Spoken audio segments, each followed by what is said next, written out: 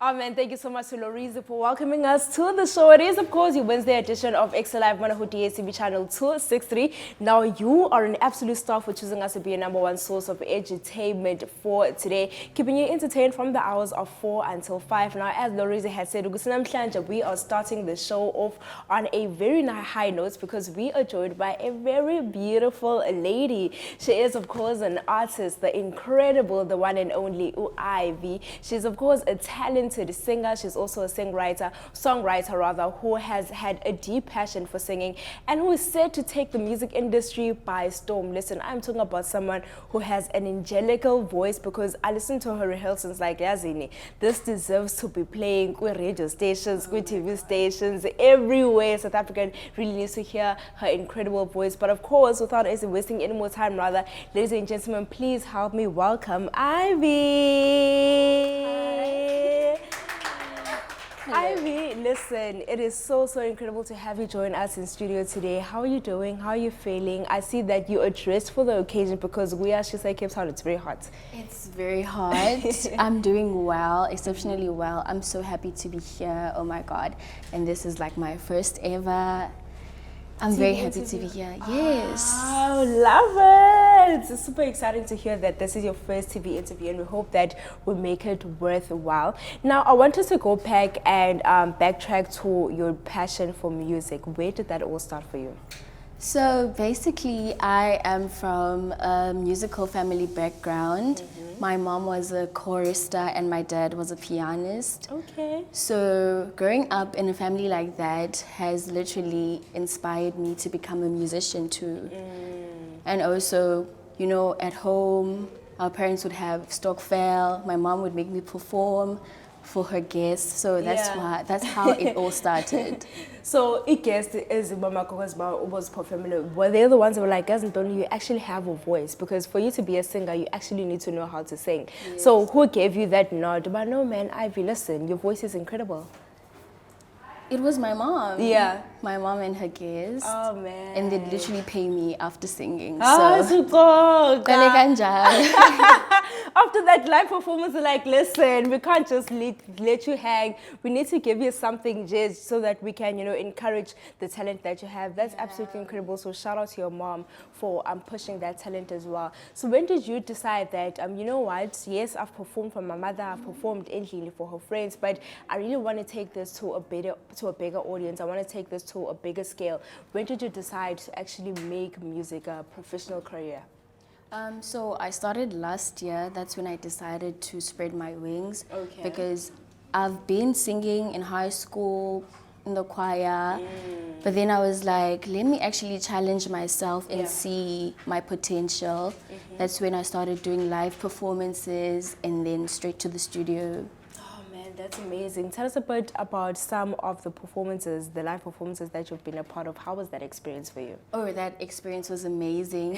At first, it's like nerve-wracking because I don't know what to expect, what the audience will be, how the audience will be, and everything.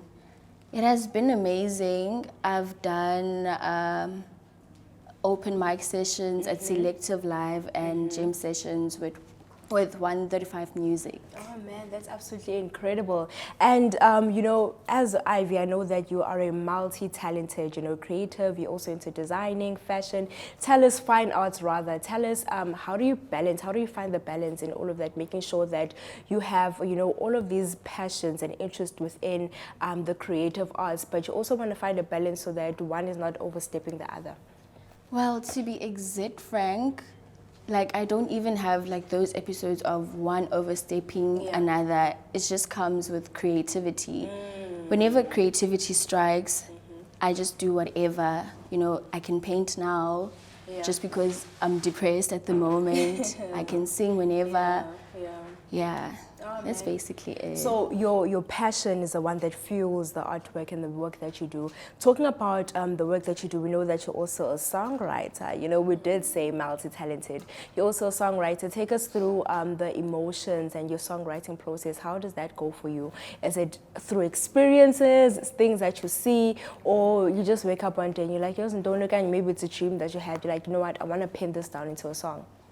I write based on my experiences, my Okay. real life experiences.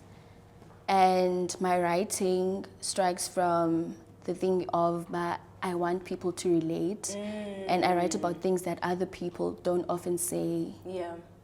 Yeah. I think that's incredible and so important that you also bring that up, because I think the one thing that you would want as an artist is to have people relate to the Yeah. music that you put out there. Because as someone who is a listener, when I listen to a song, I want to listen to something that I'm able to relate with, whether it's friendships, breakups, happy moments, sad moments in life, something that I know is going to take me through that moment in my life. And as an artist, obviously, there's always power in collaboration. Tell us about some of the dream collaborations that you have. If you know, Bana Yazindoni, if Nikasebenza with X, Y, and Z, I would have been done. Okay, first and foremost, Calvin Momo. Okay. Because he is really good. Yeah. And Gabza the Small, Maporisa. Okay. And then I have Babala M. I love her. She's amazing. Yes. Uh-huh. Shekinah. Filala. There are so many artists I would love to work with. And artists was mentioned are artists that are more into like your amapiano genre. Yeah. So I'm assuming that's also like the sound that you go with as well. Yes. For people in Makai right now, they're like, listen, Ivy, we love to hear you speak. They're also going to listen to your performance later on the show. Where can they find you on social media, and do you have any upcoming gigs? Oh yes, I do have upcoming gigs. But I won't tell now. Okay. But if you follow me on social media, Yeah. you'll know. So I'm on Instagram at ivy.ntengu, MTSENGU, and also on TikTok at ivy.ntengu.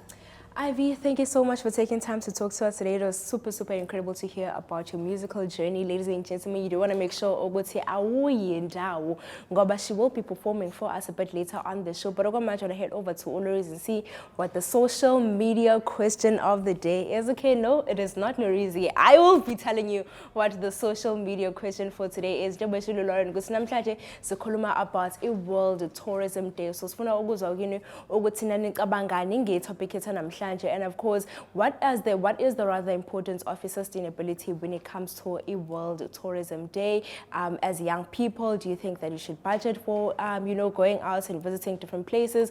Okanye ucabanga ukuthi yazintoni it's better ukuthi vele uhlale lana where you were initially born and not travel the world. But I want to hear what you have to say on social media platforms. Today is of course Extra Live across them all. Go mind, you want to head over to a quick app break. We'll see you guys with more Extra Live right after this.